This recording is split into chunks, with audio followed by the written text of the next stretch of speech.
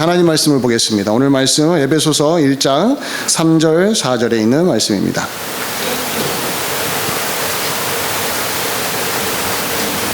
오늘 말씀은 에베소서 1장 3절 4절 두 절만 보겠습니다.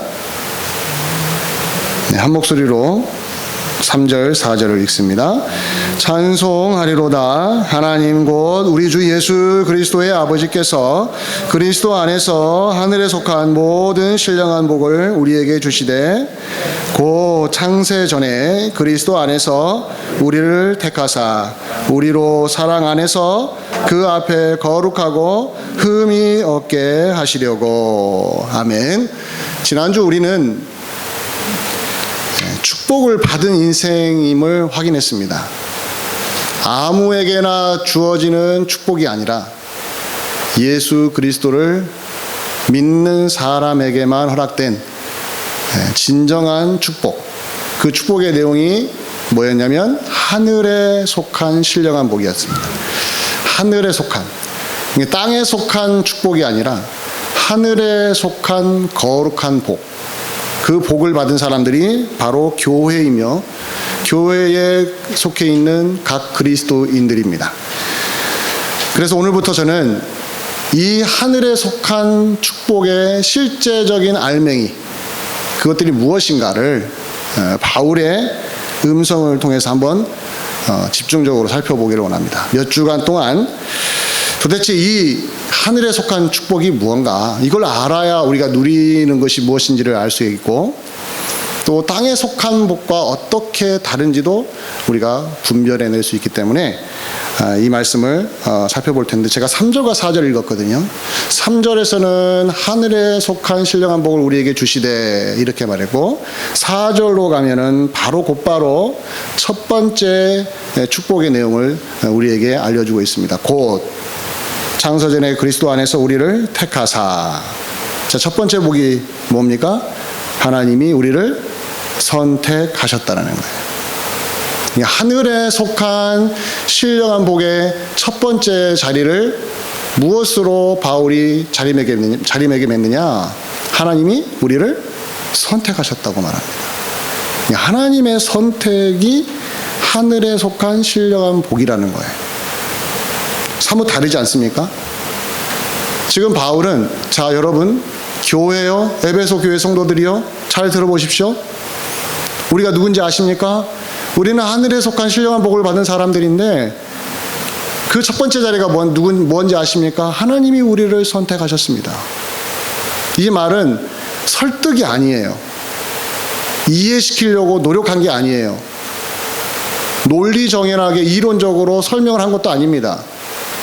우리의 궁금증을 다 풀어주는 말로 한 게 아니에요. 아주 진술을 한 겁니다. 사실 있는 그대로 말해준 겁니다. 하나님이 우리를 선택하셨습니다. 딴 말이 필요 없는 거예요. 하나님이 우리를 선택하셨습니다라고 선언을 해버렸단 말이죠.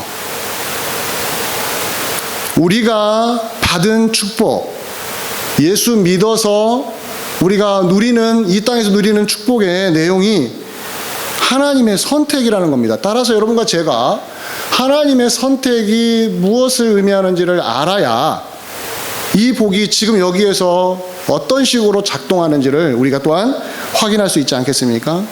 따라서 여러분과 제가 하나님의 선택이라는 이 교리를, 이 하나님의 선택이라는 이 놀라운 진리를 통과하지 않으면, 이걸 받아들이지 않으면 그 다음 단계는요, 다 모든 게 헝클어져 버리는 거예요. 여러분, 이 단추라는 게 맨 위에서부터 차곡차곡 하나씩 제자리를 끼워줘야 어떻습니까? 마지막까지 이상하지 않지 않습니까? 위에를 잘못 채면 어떻습니까? 끼면은 삐뚤삐뚤 되지 않겠습니까? 그 똑같은 거예요. 하늘에 속한 신령한 복이 여러 가지가 있거든요. 그 중에 첫 번째 자리에 하나님이 우리를 선택하셨습니다. 이것에 대해서 우리가 통과하지 못하면, 이걸 받아들이지 못하면 그 다음 단계로 아무리 이야기를 해줘도 이해가 안 되고 받아들이지 못한다라는 이야기죠.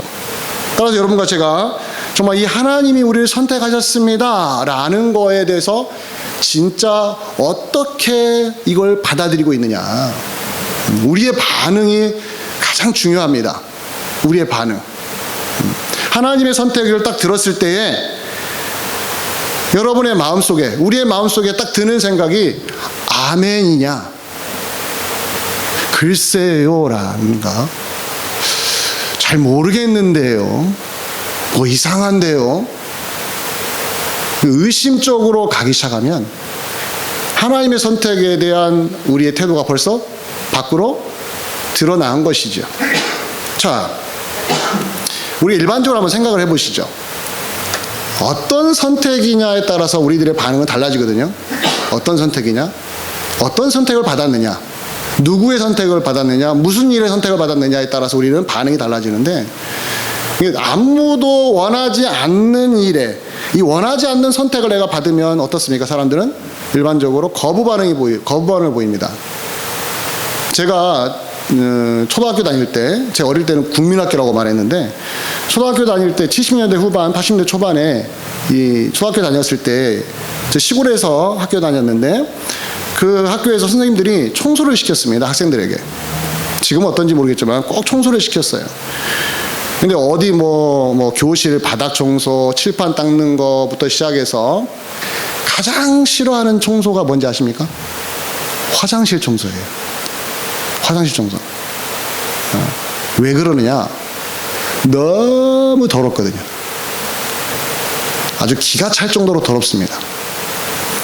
그 당시 시골에서의 초등학교의 화장실은 지금처럼 수세식이야. 요즘 수세식이라는 말을 안 쓰는데, 요즘은 너무 화장실이 좋아졌잖아요. 수세식도 아니고 물 내리는 것도 아니에요. 이런 말을 쓸게요. 퍼세식 아닙니까? 퍼세식? 예. 그냥 밑에가 보이죠?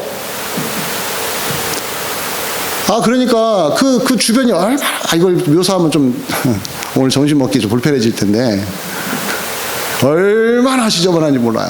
아무렇게나 막 해가지고, 저는 그래서 초등학교 때 화장실을 거의 한 번도 안 간 것 같아요. 이 결벽증이 있어가지고 미리 집에서 해결하고 가지 절대 화장실 안 갔어요. 그런데 선생님들이 말 안 듣는 친구나 좀 문제 있는 친구들한테 꼭 시키는 데가 어딘지 아십니까? 너 화장실 가 청소해. 이 벌이었어요. 근데 선택받은 거죠. 다른 아이들은 칠판 지워라, 뭐 바닥 청소해라. 근데 얘는 선택이 어디로 간 거예요? 화장실 청소한 거예요. 그러면 오만 상을 찡그리면서 안 갈 수도 없고, 그냥 코만 들이막 막고, 막 코에다가 휴지 집어넣고 와가지고 청소하고, 청소는 내내 기분이 나빠가지고.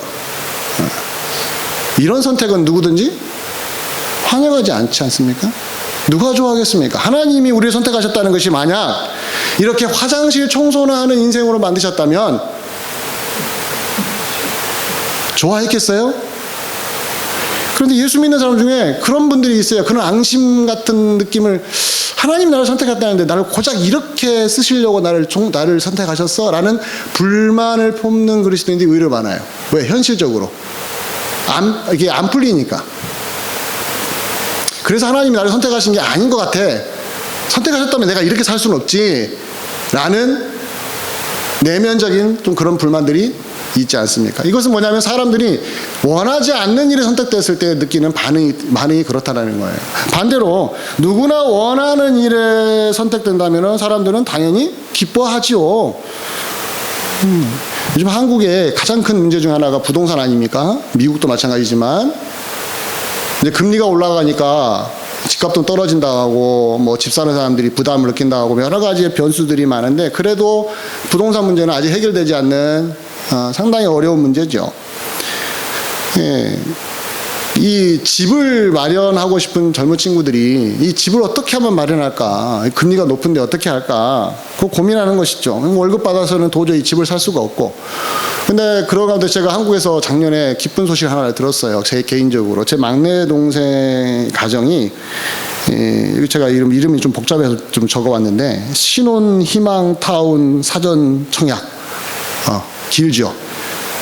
다시 한번 말할게요. 신혼 희망 타운 사전 청약. 제 막내 동생이 78년생인데 결혼한 지가 얼마 안 됐어요. 근데 여기에 지원할 자격이 있어가지고 지원을 했었는가 봐요. 오래전에, 한 몇 년 전에. 근데 이게 당첨이 된 거예요. 당첨이 돼가지고 전화 오기 전에 문자로 먼저 왔어요. 형, 나 너무너무 잘된 일이 있어. 그래서 그 내용이 저는 모르죠. 이게 무슨 말인가. 그래서 국제전화, 이제 요즘 카톡으로 하니까 전화해가지고 그 상황을 쭉 들어봤어요. 얼마나 그 당첨되기 어려웠는지부터 시작해서 어떤 혜택을 받는 것인지도 쭉 들어보니까, 이건 로또를 맞은 것 같더라고요. 로또를 맞은 것 같은 놀라운 일이 벌어진 거예요. 물론 큰 부자들, 돈 많은 사람들, 자기 집 이미 있는 사람들에게는 그거 별거냐라고 대수롭게 생각하지 않지만, 집 없는 사람에게는요, 이 집 마련하는 것이 평생의 꿈 아니겠습니까? 근데 그런 일이 벌어진 건데 이게 선택이 된 거예요. 무작위로 선택을 한 거죠. 선택되고 나니까 그 선택된 내용을 들여다보니까 이건 엄청난 대박 사건인 거죠. 너무너무 좋아한 거예요. 그래서 조금 어려운 거 별거 아니라고 느끼더라고요. 여전히 지금 경제가 어려워서 힘들어하는데 이거 하나로 다른 것들이 어려워도 이겨내는 모습을 제가 좀 봤어요. 자, 하나님이 우리를 선택하셨을 때 이렇게 너무너무 좋은 거에 선택이 됐다면 우리는 어떻습니까? 잠깐 힘든 거 별거 아니라고 생각하고 넘어가지 않겠습니까? 오늘 바울이 3절에서 4절에서 하나님 선택을 이야기하는데 3절에 뭐라고 시작합니까? 3절을 보시면 어떻게 말해요? 찬송하리로다. 하나님 찬송합니다. 하나님 찬양합니다. 반응이 어떻습니까? 하나님의 선택에 대한 바울의 반응이 어떻습니까? 찬송이에요. 이 형식적으로 하는 찬송이 아니라 너무 감격스러워서 마음속에서 터져 나오는 마음의 기쁨이 너무 커서 터져 나와버린 거예요. 그래서 첫 마디가 어떻습니까? 찬송하리로다. 하나님이요. 왜요? 하나님이 우리를 선택하셨으니까. 하나님이 우리를, 우리 안에는 자기 자신, 바울 자신도 포함되는 거죠. 나를 선택하셨으니까, 우리 공동체를 선택하셨으니까, 그러니 하나님 내가 찬송합니다. 너무너무 기뻐서 방방 뜨는 거죠. 한번 잘 들어보세요. 하나님의 선택을 받았습니다. 우리가 받았습니다. 내가 받았습니다라는 우리들의 반응과 바울이 찬송하리라고 했던 그 반응 사이에 이 온도차를 한번 느껴보시길 바랍니다. 굉장히 큰 온도차를 느낄 수가 있어요. 저는 이게 궁금했어요. 왜 우리는 이 하나님의 선택을 받았다는 이야기 들으면서 긴가민가 느낌도 별로 없고 무신경하고 좀 무딘 것 같은데 그런가 보다 어릴 때부터 하도 들어와가지고 이제는 신선하지도 않고 하나님 우리 선택하셨대. 선택하셨대 그냥. 이런 식으로 그냥 지나쳐버리는 우리들의 이런 냉소적인 태도와는 달리 바울은 찬송하리로다. 하나님 찬송합니다. 이유는 딱 그거예요. 하나님이 우리를 선택하셨으니까. 만사가 잘 되어서요? 아니었습니다. 항상 건강해서요? 그렇지 않습니다. 지금 바울은 어디에 있습니까? 에베소서로 썼을 때? 에베소서가 무슨 서신인지 알아요? 옥중서신이에요. 감옥에 있는 바울이 이 편지를 쓴 거예요. 감옥에 있는 사람이 하나님 선택을 딱 말하자마자 첫 마디가 뭡니까? 찬송하리로다. 그런데 왜 우리는 그러지 못할까? 왜 우리와 바울의 차이는 이렇게 클까? 왜 우리는 선택받은 거에 대해서 감격해하고 행복해하고 그 어떤 어려움도 다 극복해낼 만큼의 축복으로 받아들이지를 못하고 있는 것일까? 하나님 선택했다고 하니까 반박하는 생각만 나오고 풀리지 않는 질문만 쏟아내고 자기도 모르고 질문을 듣는 사람도 모르고 하나님의 선택에 대한 어떤 논쟁만 하려고 하는 우리들의 이 잘못된 어떤 접근들, 이걸 어떻게 걷어낼 수 있을까? 무엇이 문제인가 했을 때 제가 찾아낸 대답은 그렇습니다. 하나님의 선택을 우리가 하는 선택과 같은 것으로 취급해버렸다는 거예요. 즉 우리가 하는 선택의 시각으로 하나님의 선택을 보니까 별거 아닌 것처럼 느껴진 것이죠. 자, 우리의 선택은 어떻습니까? 우리의 선택은 일단 불완전합니다. 우리의 선택은 불완전해요. 두 번째는 후회를 합니다. 선택해놓고 후회합니다. 여러분 후회 없는 선택이란 말 들어봤죠? 새빨간 거짓말이에요. 무슨 후회 없는 선택이 있습니까? 다 후회하죠. 무슨 선택이든 다 후회하게 돼 있어요. 왜? 완벽하지 않으니까. 불완전하니까. 왜 선택해놓고 불안해하고 왜 선택해놓고 후회합니까? 변수들이 많으니까요. 내가 이렇게 선택했지만 그 다음에 무슨 일이 벌어질지, 무엇이 기다릴지 우리 모르니까 그 변수들 때문에 내가 선택해놓고도 불안해하고 후회하고 어떻게 될까 노심초사하고, 왜 이런 고민을 하게 되냐면 우리는 선택하는 순간에 세 가지의 제한적인 제약이 있다라는 거예요. 시간적으로 우리는요, 오늘이란 시간밖에 생각할 수가 없어요. 과거는 돌릴 수가 없고요, 오늘밖에 시간이 우리는 생각할 여지가 없어요. 내일은요, 몰라요. 예상을 하지 우리는 내일이란 시간에 대해서 어떤 것도 확실하게 알 수가 없습니다. 두 번째는요, 지식이 부족합니다. 우리는 내가 선택할 때 모든 걸 알고 선택하지 않습니다. 아마 이럴 것이야 라고 내가 나름대로 갖고 있는 여러 가지 인포메이션, 정보를 모아가지고 선택을 하다 보니까 이 지식이 부족한 거예요. 세 번째는요, 능력이 부족합니다. 능력이. 그걸 해낼 만한 능력이 없는 거예요. 내가 선택해놓고 그것을 과연 감당할 수 있을까?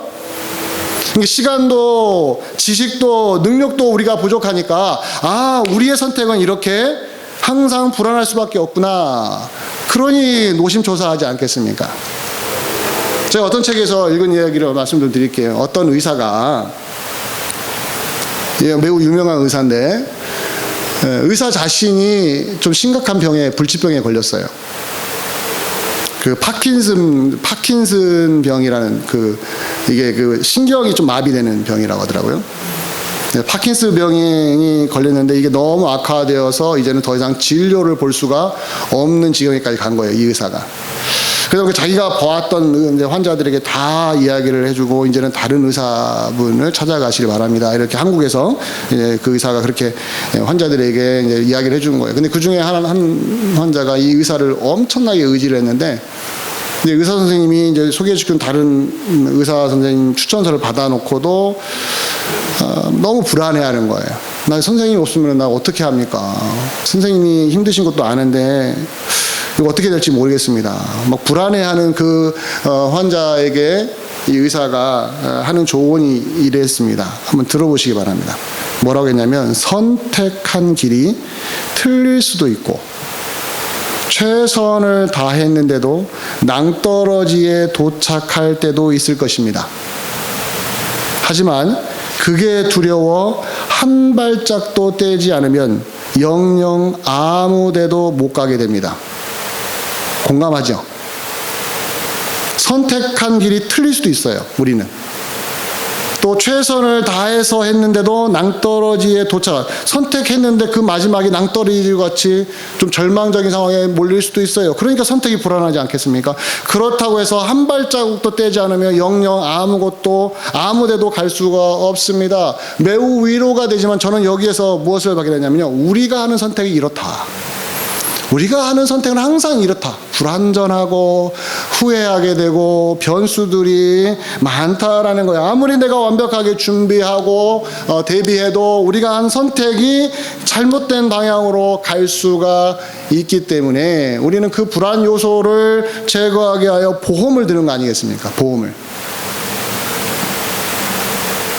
우리가 항상 그런 식으로 선택을 생각하다가 이제 교회 와서 하나님의 선택을 이야기를 들으니까 이게 매치가 안 되는 거예요. 우리가 하는 선택은 항상 이런 불안한데, 하나님의 선택은, 그럼 하나님이 우리 선택한 것이 과연 후회가 없으실까? 하나님 우리 선택해놓고 나중에 잘못된 길로 끝나면 어떻게 하지? 우리가 항상 그러니까 하나님도 그러실 것이라는 예상을 할 수 있지 않겠습니까? 그렇기 때문에 우리가 하나님의 선택을 들으면서도 계속해서 우리들의 불완전한 선택들, 우리의 후회스러운 선택들 때문에 그걸 자꾸 투영을 시키다 보니까 하나님의 선택이 갖고 있는 정말 절묘함과 그 위대함에 대해서 우리는 감탄사가 나오지 않고 자꾸 의문만 제시하고, 그러다 보니까 하나님이 우리를 선택하셨어요 한마디에 감격하고 바울처럼 찬송하며 하나님 맞습니다. 나는 잘못 선택해도 하나님의 선택은 잘못된 적이 없고요. 나는 선택했다가 엉뚱한 데로 가가지고 내가 그걸 해낼 만한 능력도 없어서 참으로 비참하게 끝날 때가 많았지만, 하나님은 선택하신 다음에 한 번도 그런 일이 일어날 수가 없습니다라는 이런 방향으로 우리가 가야 되는데, 우리의 약점이 자꾸 노출되어서 그러지 못하는 것이죠. 자, 그렇다면 여러분과 제가 하나님의 선택, 하나님 우리를 선택하셨다는 걸 통해서 정말로 찬송하는 목소리를 높이려면 어디에 집중해야 되겠습니까? 우리의 선택에 자꾸 집중하면은 신앙이 떨어져요. 여러분이 선택하는 경험에 비추어서 하나님 선택을 이해하려면 신앙이 하나도 자라지 않습니다. 여러분의 경험 중요하지 않아요. 나 이거 선택했더니 아무리 준비해서 선택했더니 안 좋은 결과가 나오던데 그건 여러분의 문제예요. 하나님의 문제가 아니에요. 나도 이런 잘못 선택할 수 있는데 하나님까지도 이건 불신앙이에요. 우리가 자꾸 우리 관점에서 우리 입장에서 우리 쪽에서 자꾸 생각하니까 찬송이 안 나오고 불평이 나오는 거죠. 따라서 여러분과 제가 이 시간에 확인할 게 뭐냐면 우리가 하는 선택에 집중하지 마시고 아무리 여러분들이 선택을 잘하려고 해도요 그 선택은 불안해요. 불안전해요. 자랑도 하지 마세요. 내가 선택 잘했더니 너무 좋아. 이거 자랑할 게 아니에요. 며칠만 지나보세요. 벌써 후회하고 있을 거예요. 우리의 선택은 내세울 게 없습니다. 언제나 불안해요.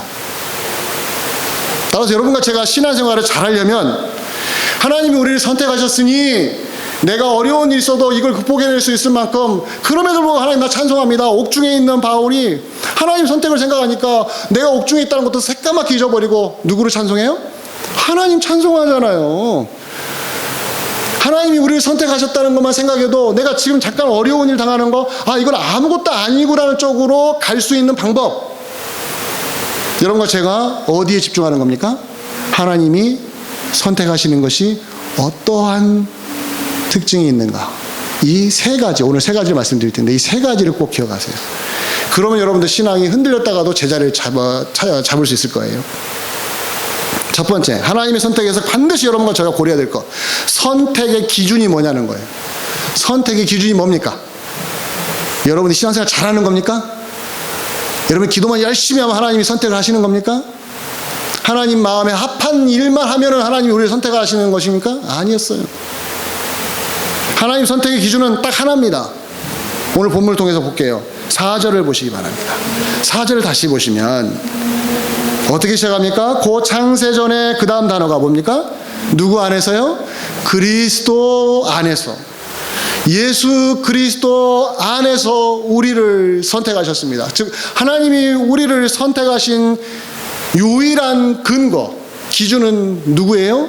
예수 그리스도예요. 예수 그리스도 안에 있으면 하나님이 우리를 선택하신 것은 조금 더 달라지거나 어떠한 변수도 작동할 수가 없습니다. 우리에게 기준을 제시하지 않고 예수 그리스도만이 기준이라고 했을 때 우리에게 주는 놀라운 위로가 있다는 거예요. 즉 우리에게 기준을 제시했으면 우리가 그 기준에 맞추기 위하여 얼마나 노력해야 되겠습니까? 그래야만 하나님의 선택이 보장되니까. 근데 하나님의 선택의 보장은 어디에 있어요? 우리에게 있는, 우리가 어떤 걸 성취해내고 그 기준에 합당한 일을 해서가 아니라 이미 누구 안에요?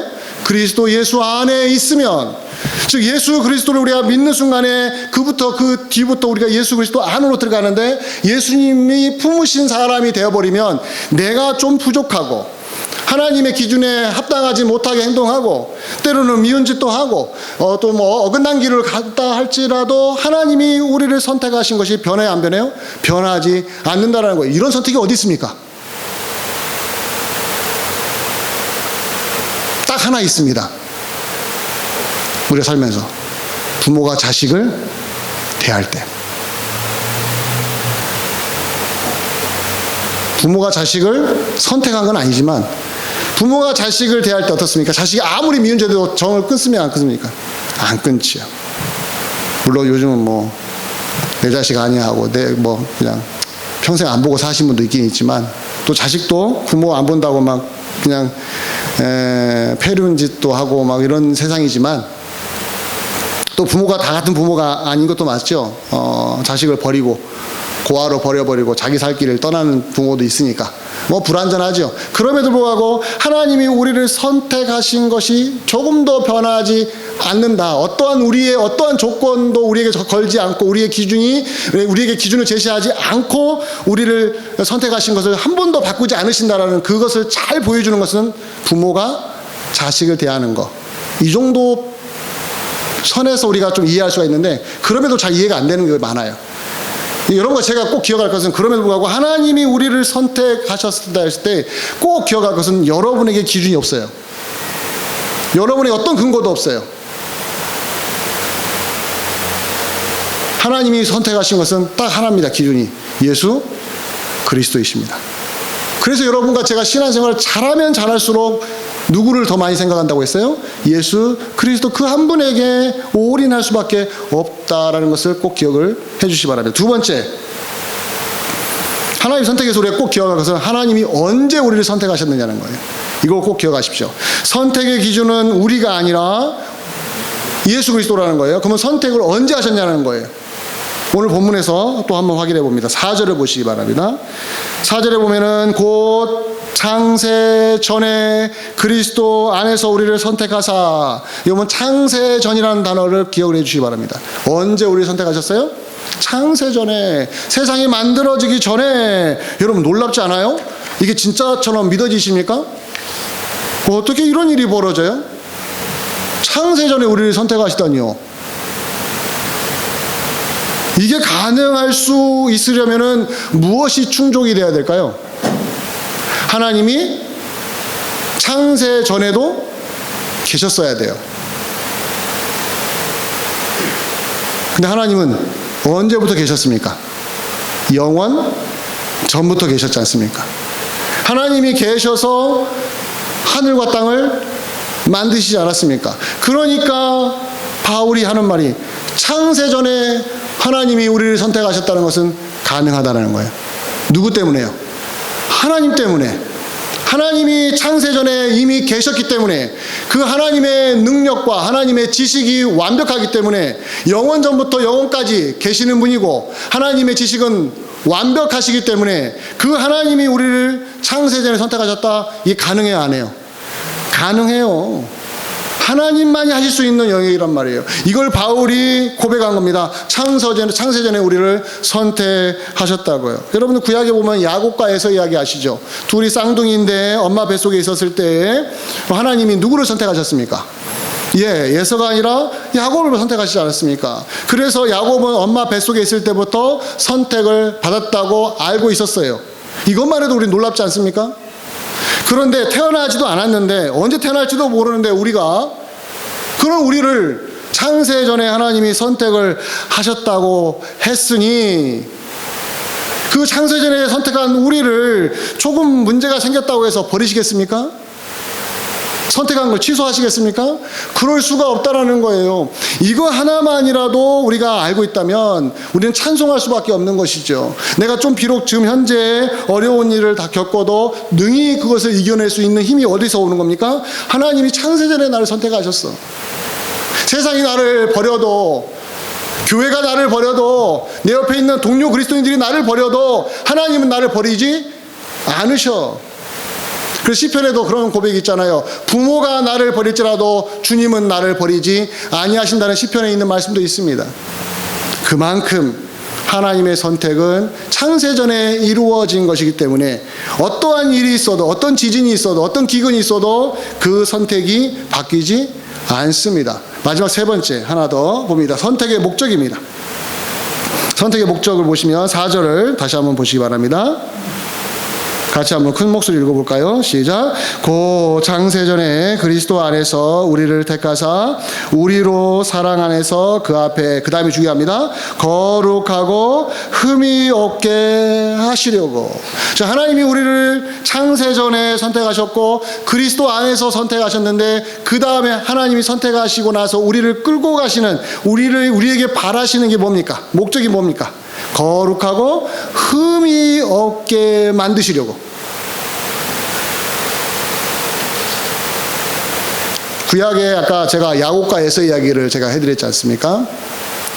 엄마 뱃속에 있을 때 하나님이 내가 에서가 아닌 야곱을 선택했다. 그 뒤에 둘이 태어났습니다. 둘이 앙숙이 되었습니다. 야곱의 거짓말 때문에 에서가 속았다고 생각하고 에서가 야곱을 죽이려고 했을 때 야곱이 도망가지 않았습니까? 근데 그 뒤에 성경이 누구에게 집중하는지를 보십시오. 문제가 많은 야곱이지만 계속 누구를 따라갑니까? 야곱의 인생을 따라가는 걸 보시길 바랍니다. 창세기를 보시면 야곱이 가는 곳마다 성경이 가고 있습니다. 그것은 무슨 뜻이죠? 하나님이 따라가신다는 거예요. 야곱이 가는 곳마다 하나님이 따라가세요. 야곱이 완벽해서요? 거짓말장이라니까요. 야곱은 문제가 많은 사람이에요. 그런데도 하나님이 야곱을 선택하신 다음에 야곱이 가는 곳마다 따라다니시면서 그를 다루십니다. 끝까지 야곱을 다루십니다. 야곱이 애굽에서 죽는 순간에도 하나님은 그 야곱을 어떻게 하셨어요? 외면하셨어요? 아니요. 그가 죽는 순간까지도 하나님은 야곱을 따라가셨습니다. 이것이 우리에게 무엇을 가르쳐 주느냐? 거룩하고 흠이 없게 하시기 위하여 우리를 선택하셨다는 것을, 그러니까 우리가 완벽한 사람이 되도록 이 땅에서 만들어 주신다는 그런 뜻이 아니라, 하나님이 우리를 선택하신 다음에 하나님이 한 번도 단 한순간도 우리를 놓아본 적이 없으시다는 것을 보여준다는 거예요. 즉 거룩하고 흠이 없게 하시려고 우리를 선택하셨다는 것을 부담으로 느끼지 말고 축복으로 받아들이라는 거예요. 이제는 우리는 죽었구나. 이제는 내 마음대로 못 사는구나. 이제 내 뜻대로 못 하는구나. 내 돈 가지고 내가 마음대로 못 쓰는구나. 이런 차원이 아니라, 이런 부정적인 차원이 아니라, 하나님이 선택하신 다음에 우리를 끝까지 죽는 그 순간까지 우리 인생을 어떻게 한다는 거예요?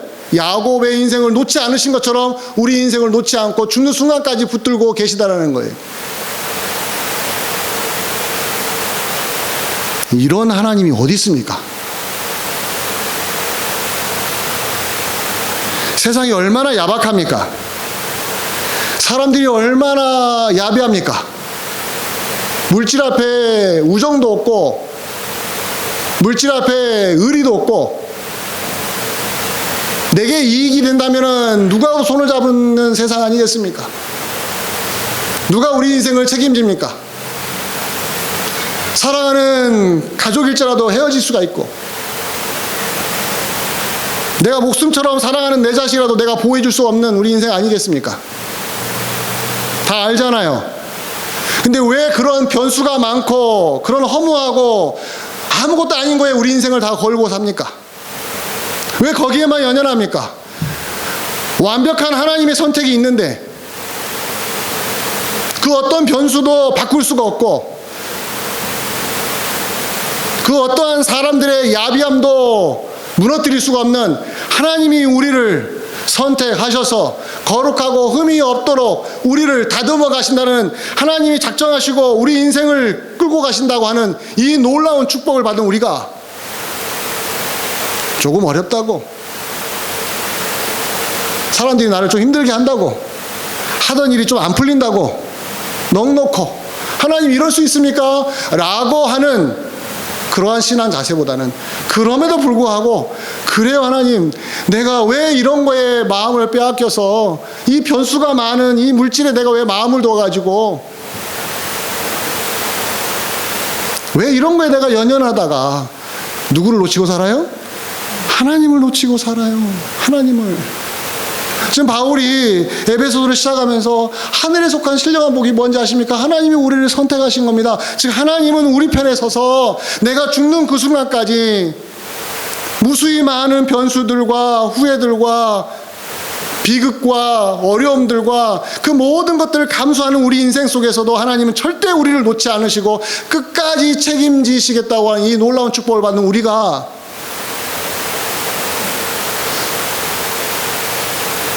이대로 무너지면 안 됩니다. 이렇게 무너지면 안 됩니다. 이렇게 넉넉히 살면 안 됩니다.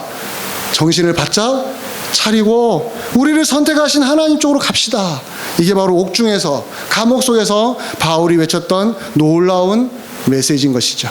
사랑하는 성도 여러분, 어려우시고 힘들고 난감하고 불만이 막 쌓이고 그랬을 때 꼭 여러분들이 우리가 기억할 것이 어디입니까?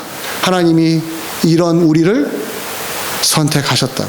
나만이 아니라 내 옆에 있는 지체도. 저 사람에게 내가 불만이 있고 저 사람에게 불만이 마음에 안 드는 것이 없다 할지라도 나만이 아니라 누구를요? 우리를 선택하신 하나님이니, 하나님이 내 인생도 책임지실 뿐만 아니라 내 옆에 있는 내 동료 그리스도인도 책임지신다고 하셨으니 우리 같이 갑시다. 그래서 제가 오늘 이번에 표어로가 보내서 함께하는 시나 함께하는 교회가 이 하나님의 선택의 교리를 제대로 이해하는 사람에게 나타나요, 안 나타나요? 나타나게 되어 있는 거예요. 우리는 함께 할 수밖에 없습니다. 함께 갈 수밖에 없습니다. 마음에 들든 안 들든 하나님이 우리를 선택하셨으니, 나만이 아니라 내 옆에 있는 내 지체들도 하나님이 선택하셨으니 같이 하나님이 데리고 가시는 겁니다. 같이요. 그러니 여러분과 제가 같은 공간에서 신앙생활 하는 한, 물론 떠나버리면 상관없고요. 다른 교회 가면 상관없습니다. 만날 일도 없으니까. 그것도 그쪽 가서 하시면 되는 거예요. 이 교회, 이스트베이 한빛교회 안에서 신앙생활 하는 한은 우리는 누구의 것입니까? 하나님의 것입니다. 하나님이 나만이 아니라 내 옆에 있는 지체들도 같이 선택하셨고 똑같이 책임을 지고 같이 가시는 우리 하나님을 믿는다면 이 자리에서 우리가 어떻게 신앙생활을 해야 될지 충분히 예상할 수 있지요. 그래서 오늘도 함께 갑시다. 함께 움직입시다. 좀 손을 잡아주세요. 너무 미워하지 마세요.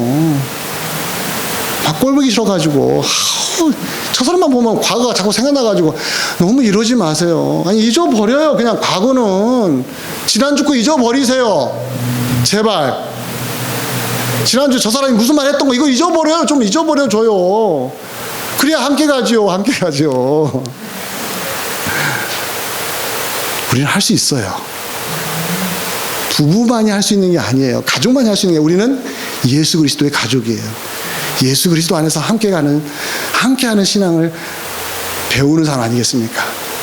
함께 갈 수 있도록 하나님의 선택을 제대로 이해하셔서 우리를 선택하신 하나님을 찬송하시고 이번 한 주간에도 승리하시길 주의 이름으로 간절히 축원드립니다. 기도하겠습니다. 고마우신 아버지 하나님, 맞아요. 바울이 감옥에 있었는데도 힘을 내서 에베소 교회 성도들에게 여러분 하늘에 속한 축복을 받은 사람들입니다. 왜요? 하나님이 여러분을 선택하셨으니까. 하나님이 우리를 선택하셨으니까. 그러니 우리는 서로 손을 잡을 수 있고 함께 할 수 있고 함께 갈 수 있습니다. 이번 한 주간에도 우리가 서로 이렇게 그리워할 줄도 알고 서로 품을 줄도 알고 서로를 사랑할 줄도 아는 정말 거듭난 그리스도인으로 살아가게 인도하여 주시옵소서. 예수 그리스도 이름으로 기도합니다. 아멘.